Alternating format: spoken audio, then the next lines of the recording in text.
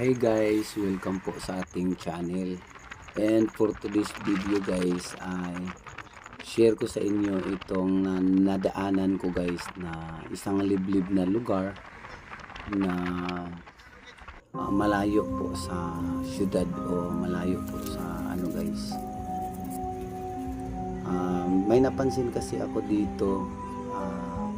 First time ko kasing dumaan dito, napansin ko yung mga tao at lalo na yung mga bata na tumitingin po sa amin guys. So, kinabahan po kami guys na dumaan dito kasi nga first time namin dumaan. Ayan po, kung mapapansin nyo ay merong mga bata na nakakaway. Kaway-kaway sila.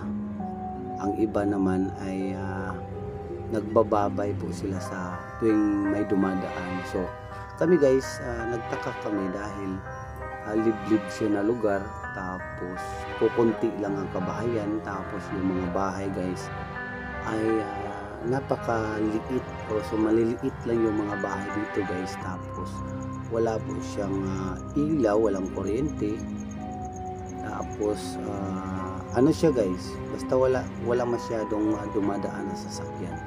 Tapos guys, nang sinabi ko sa driver namin na subukan kaya nating hintuan yung mga bata na yan, but palagi silang o nagpapansin sila, nagbababay sila guys.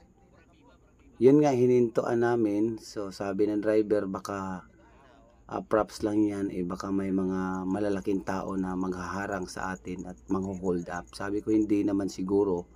So tignan lang natin yung mga bata kung anong kailangan nila guys. So nung hinintuan namin sila guys, yung pala ay nanghihingi po ng